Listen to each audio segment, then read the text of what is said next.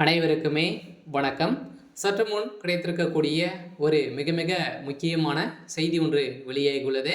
சற்று முன் சனாதன வழக்கில் உதயநிதிக்கு நீதிமன்றம் இறுதி தீர்ப்பு இது மாதிரி பார்த்தீங்கன்னா செய்திகள் வெளியாக இருக்கு. ஸோ ஏற்கனவே சனாதன வழக்கு மூலமாக உதயநிதி ஸ்டாலின் அவர்கள் பார்த்தீங்கன்னா பேசியது ஒரு மிகப்பெரிய ஒரு சர்ச்சையாகவும் மிகப்பெரிய ஒரு கலவரங்களாகவே இந்திய முழுவதுமே ஒரு ஒரு பேசும் பொருளாக மாறி இருந்தது. ஸோ இதன் அடிப்படையில் நிறைய மக்களிடையே மத கலவரங்களை செய்யக்கூடிய சிலருக்கு தான் அமைச்சராக இருந்த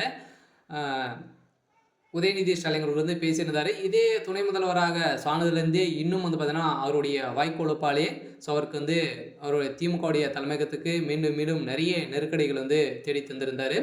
இருந்தாலுமே இவர் அமைச்சராக இருந்தபோது சனாதன வழக்கு மூலமாக ஒரு நிகழ்ச்சியில் பேசியிருந்த நிலையில் ஸோ தமிழ் மொழிகளை பார்த்தீங்கன்னா சனாதன இந்து மக்களை பார்த்தீங்கன்னா சனாதனம் போல் டெங்கு மலேரியா போல் ஸோ கொல்லணும் அப்படிங்கிற மாதிரி சனாதன வழக்கு மூலமாக உதயநிதி ஸ்டாலின் இழிவாக பேசியிருந்த நிலையில்தான் ஸோ இந்தியா முழுவதுமே அங்கங்கே இருக்கக்கூடிய மக்கள் அனைவருமே இவர் மீது வழக்கு பதிவு செஞ்சுருந்தாங்க. இந்த வழக்கு பதிவின் அடிப்படையில் மீண்டும் மீண்டும் திமுகவுடைய அமைச்சர்களும் இதற்கு உறுதுணையாக சேகர் பாபு, ராசா அவர்கள் அனைவருமே பேசியிருந்தாங்க. ஸோ இந்த நிலையில் தான் அவர்களுக்கும் இப்போ சமன் அனுப்பியிருக்கக்கூடிய நிலையில் தான் இப்போ உதயநிதியுடைய கதை ஒட்டுமொத்தமாக முடிய போது மீண்டும் சனாதன வழக்கில் சூடுபிடிக்க ஆரம்பித்திருக்கு. வருகின்ற சட்டமன்ற தேர்தலில் 2026 இந்த நிலை என்ன அப்படின்றத அனைவருக்குமே காமிப்போம் அப்படின்ற மாதிரி தான் மக்கள் இப்போ பார்த்தீங்கன்னா எடுத்திருக்கக்கூடிய முடிவின் அடிப்படையில் நிறைய மாநிலங்களில் நிறைய அமைச்சர்களும் நிறைய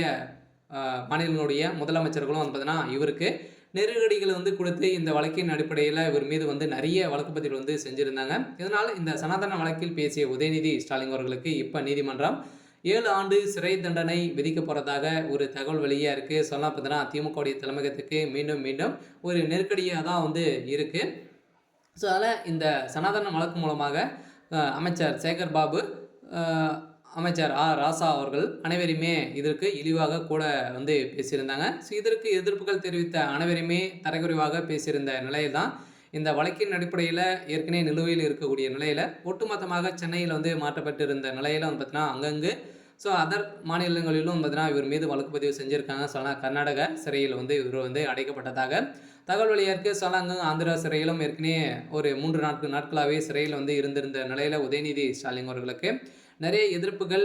ஸோ இவருக்கு திமுகவுடைய தலைமை சட்ட ஒழுங்கை மீறி நடந்துட்டு இருக்காங்க. இதுக்கு இந்து மதத்துக்கு புறம்பாக்காக தான் இவங்க செயல்படுறாங்க அப்படிங்கிற மாதிரி ஸோ ஏற்கனவே மக்கள் அனைவருமே போராட்டத்தில் இருந்த நிலையில் தான் இப்போ சனாதன வழக்கில் இப்போ நீதிமன்றம் பார்த்தீங்கன்னா விசாரணைக்கு வந்தது. இந்த விசாரணை அடிப்படையில் உதயநிதி அவர்களுக்கு 7 ஆண்டு சிறை தண்டனை விதிக்க போகிறதாக ஒரு தகவல் வெளியாக இருக்குது. சரி, ஓகே. ஸோ இன்றைக்கான அப்டேட் பார்த்தீங்கன்னா இதுதான். ஸோ மறக்காமல் நம்மளுடைய சேனலை சப்ஸ்கிரைப் பண்ணி சப்போர்ட் பண்ணுங்கள். தேங்க்யூ.